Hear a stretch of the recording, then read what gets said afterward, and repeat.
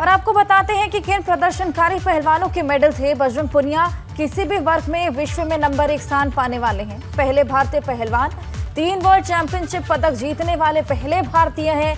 2022 Commonwealth games में gold जीता था। टोक्यो 2020 ओलंपिक में ब्रॉन्ज मेडल जीता। 2018 में जकार्ता एशियन गेम्स में गोल्ड जीता था। ऐसे में कॉमनवेल्थ गेम्स एक बार सिल्वर और 2 बार गोल्ड जीत चुके हैं। कॉमनवेल्थ चैंपियनशिप में भी गोल्ड जीत चुके हैं। ऐसे में 2014 इंचियोन एशियन गेम्स में सिल्वर मेडल जीता था और एशियन चैंपियनशिप में गोल्ड मेडलिस्ट रहे हैं। विनेश फोगाट की बात करें तो 2022 में कॉमनवेल्थ गेम्स से गोल्ड जीत चुके हैं। 2021 में एशियाई चैंपियन, एक एशियाई खेल में स्वर्ण पदक। 2019 में वर्ल्ड चैंपियनशिप में ब्रॉन्ज मेडल जीता था। 2 बार ओलंपिक में गए हैं और ऐसे में 2 राष्ट्रमंडल खेलों में स्वर्ण पदक भी जीत चुके हैं। साक्षी मलिक 2022 में कॉमनवेल्थ गेम्स में गोल्ड जीत चुकी हैं। 2017 में एशियन चैंपियनशिप में सिल्वर जीत चुकी हैं। 3 बार एशियन चैंपियनशिप में ब्रॉन्ज मेडल भी जीत चुकी हैं। रियो 2016 ओलंपिक में पदक जीतने वाली पहली भारतीय महिला है। 2014 कॉमनवेल्थ गेम्स में सिल्वर मेडल जीत चुकी हैं। कॉमनवेल्थ चैंपियनशिप में 1 बार ब्रॉन्ज और 1 बार गोल्ड जीत चुकी हैं। ओलंपिक कांस्य पदक की विजेता भी रही हैं। तो ये अहम मेडल्स हैं जो कि तीनों पहलवानों को मिले हैं और यही मेडल्स लेकर हरिद्वार में विसर्जित करने ये लोग पहुंच गए थे। सत्यव्रत कादियान की बात करें तो ग्लासगो कॉमनवेल्थ गेम्स में सिल्वर मेडल जीत चुके हैं। एशियन चैंपियनशिप में 3 बार ब्रॉन्ज, 1 बार सिल्वर जीत चुके हैं। 2016 कॉमनवेल्थ चैंपियनशिप में गोल्ड जीत चुके हैं और अर्जुन अवार्ड के विजेता भी रहे हैं।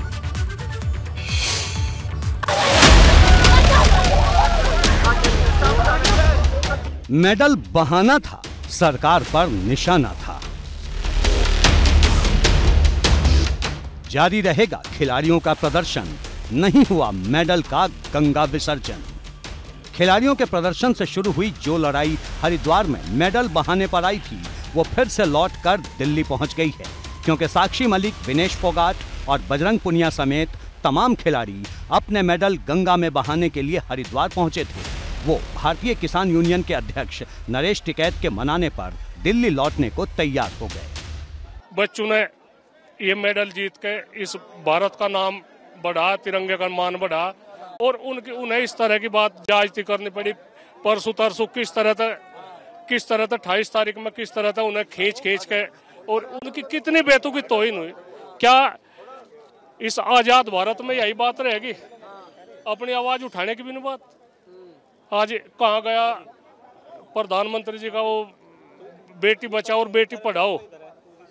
आज वो सब तार हो गई वो बात, वो जो उनका वो है वो सब तार हो रहा। तो इस तरह की बात नहीं करनी चाहते। भारतीय किसान यूनियन के राष्ट्रीय अध्यक्ष नरेश टिकैत यहाँ पर पहुँचे थे और उन्होंने इन पहलवानों से बातचीत की है और इन पहलवानों को समझाया है और पहलवान उनकी बात मान गए हैं। और उसके बाद जो हर की पैड़ी पर धरना चल रहा था, उस धरने को खत्म करके ये पहलवान वापस लौटते हुए आपको दिखाई दे रहे हैं।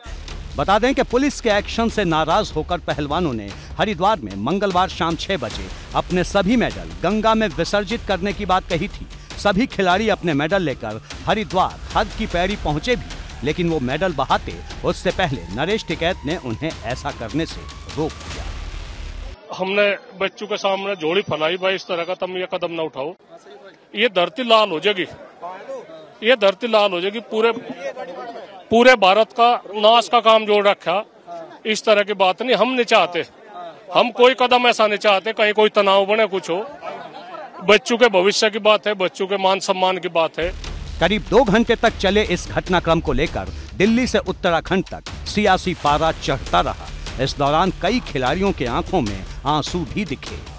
देश के नाम पे लिए जाते हैं, जब लिखा जाता है कि भारत को इतने मेडल्स मिले, ये देश का गौरव है।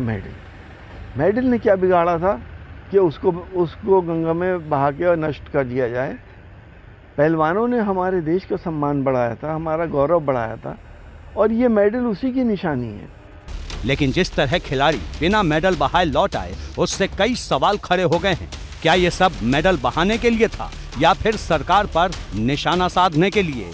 क्योंकि अब खिलाड़ी इंडिया गेट को अपने प्रदर्शन का नया ठिकाना बनाने की बात कह रहे हैं, लेकिन उन्हें इसकी इजाजत मिलेगी, ये बड़ा सवाल है। एबीपी गंगा के लिए हरिद्वार से रवि कैंतुरा के साथ सनुज शर्मा की रिपोर्ट।